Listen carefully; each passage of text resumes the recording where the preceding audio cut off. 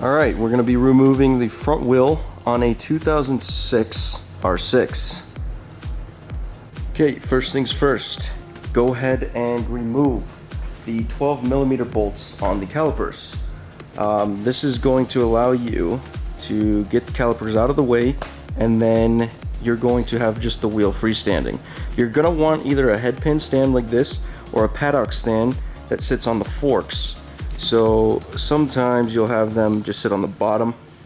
This one is a head pin stand, so it actually goes into the bottom triple tree. So we're going to go ahead and remove those 12mm bolts. So get your ratchet.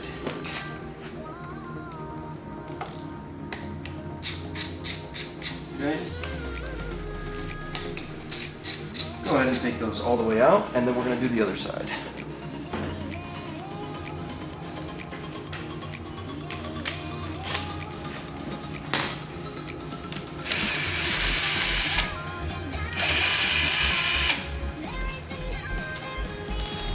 This pops off, nice and gentle. We are going to zip tie these up, you don't want them hanging. So do the other side and then get some zip ties ready. Go ahead and grab your ratchet again. Same thing. These bolts will come all the way out. Caliper will come off. So we're going to go ahead and take these all the way out.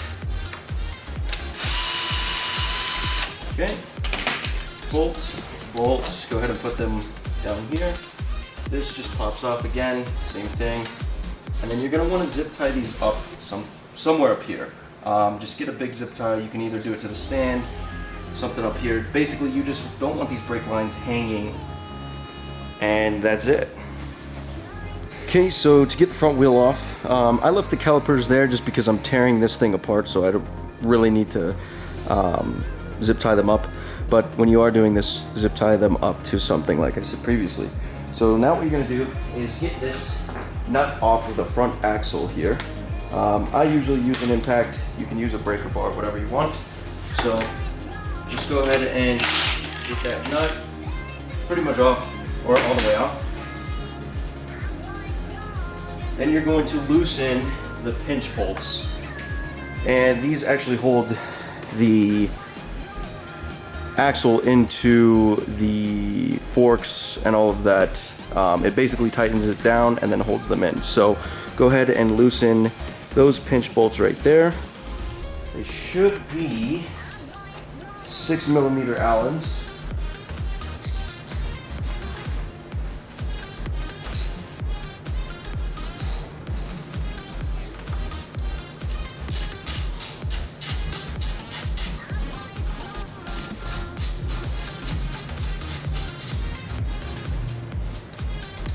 Okay, and the other side as well. There are pinch bolts on the other fork. Go ahead and loosen those too.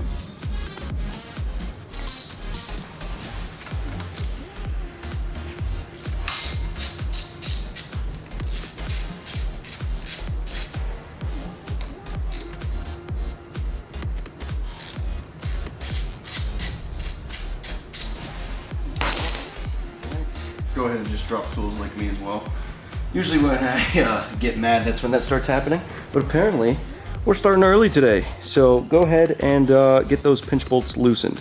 After you do that, the axle should be able to be slid out. You can either use this piece. I generally use these for my bike wheels. Let's see if I can... Nope, she doesn't want to focus today. There we go. You can buy these on Amazon super cheap, and it generally fits mostly all swing arm sockets and front wheel too, so it comes in handy and it is very nice. So we're going to try and get this wheel off. Okay, so what I like to do is grab a screwdriver and a hammer.